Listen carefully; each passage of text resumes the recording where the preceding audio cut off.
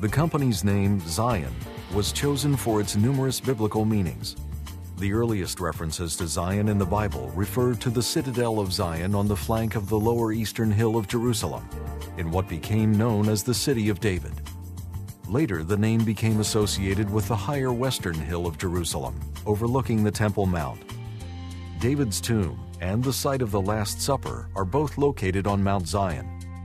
In the poetic writings, Zion becomes the equivalent of Jerusalem, the religious capital and spiritual heart of the people of Israel. The name Zion also refers to the people of Israel themselves. After their exile from the Holy Land, Zion has meant to Jews their homeland, together with Jerusalem and the Temple, in all of Israel's ancient glory.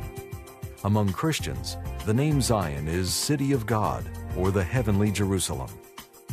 Because of the Christian vision that lies at the heart of Zion Oil, founder John Brown felt that it was necessary for Zion to help give back to those in need, both in the United States and Israel. In the charter of the company, the bylaws of the company, in the beginning we have decided that we would create foundations, two foundations.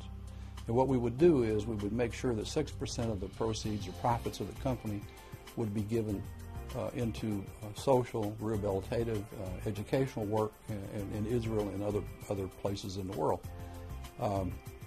We feel that's certainly biblical for both Jews and Christians, to tithe in effect. And we also have part of that. The government of Israel has 1/8 of the license. So the way I look at it, that's 12.5% and 6. It gives 18.5% tithe, the way I believe. It might seem like a small international oil company would face a number of challenges operating in a region that often inspires fear and concern. Zion's Israeli team members use their background and expertise to address these situations on a daily basis. The founder and chairman of Zion, John Brown, from day one, and certainly when I first got involved in the company, it's something he made very plain to me, that we have to not only be careful to be straight and true with everything we publish, we have to be straight and true with everything we say, and there are no lengths that we shouldn't go to make sure that we're doing things in the right way. To put it in John's word, this is God's company, and he has a higher standard that you have to adhere to. And if you decide to move off the path a bit, there is going to be a consequence, you can be sure. And we understand that, and we are careful to keep on the straight and true, not only complying with the legislation, but the people within the company believe that it's our duty, if you want, to do things the right way. And I'm often asked the question, is it dangerous to live in Israel? When you read the newspaper, Israel gets many, many column inches, and a lot of the news is unfortunately negative news about the bad things going on. But on a day-to-day basis, frankly, it's not something we give too much worry. We don't worry about it too much. I'd say that Israel certainly has one of the strongest armies in the world today. My son serves in that army. The people in this country understand that there is a price for democracy, and we do everything we can to have a secure country, and I think that for the foreseeable future, nothing will change. Due to the nature and location of the Joseph Project, Zion has attracted a significant amount of media attention over the past few years. The Zion Oil story has been told in major newspapers such as USA Today, the Los Angeles Times, and the Wall Street Journal. Articles and interviews have also appeared in magazines such as the Oil and Gas Journal and Newsweek. On television, Zion has been profiled on ABC News Nightline, CBS Evening News, the Christian Broadcast Network, Daystar, and the Trinity Broadcast Network. International coverage has been extensive as well, including stories in Israeli newspapers and magazines such as Haaretz, the Jerusalem Post, and Yediot Aharonot, and around the world in publications including the Times of London, The Economist, and in Norwegian, Swedish, and Dutch newspapers. Zion Oil has appeared in television interviews and stories around the globe, from Channel 2 News in Israel to Reuters, Sky News, and CNN International.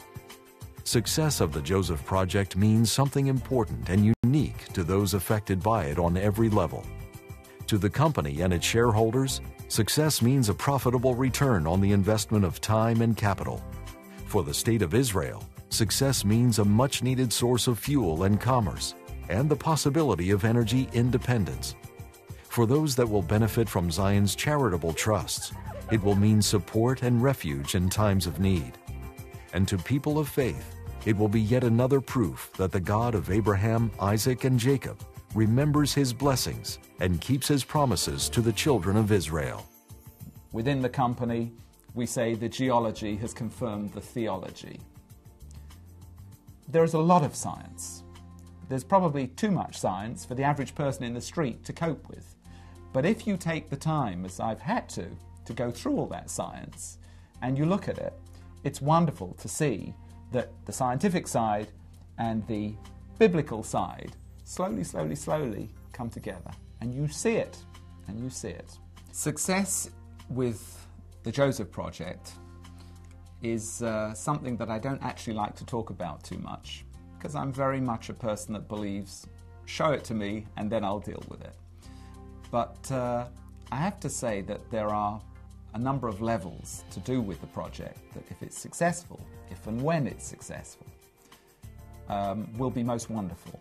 Number one, I have to say the idea that John came to this country with nothing but a Bible in his hand, and he put a finger on his map and was told by people, "You're a lunatic," and then said, "I may be, but do some work for me." Glenn Perry, our president, our chief operating officer, he drills oil wells, and he said to John, "I don't think so." And John said, "Well, just look at this." And he began to look at it. And he said, "I don't know how you did this, but you've got something."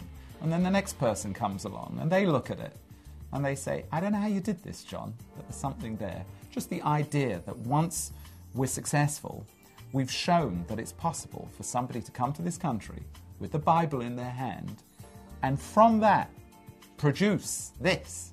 Certainly one of the driving forces for all of us early on was the idea that we could help Israel not to be as dependent on imports, to actually have a source of energy within the country would be tremendous. You can't help, as an explorationist like I am, to help but be very excited about the possibilities of this. Even if we find some of what's possible, it will impact the state of Israel for the next 20, 30 years.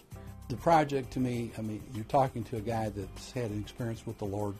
I have no doubt, I have never doubted it since 1983 or the beginning of 1981. And I have that kind of faith, not based on what I'm hoping to happen, because I know God has created Zion. In creating Zion, he sent the people and the finances to accomplish this mission. My job is to go get the oil and to help Israel. That's what God's called me to do.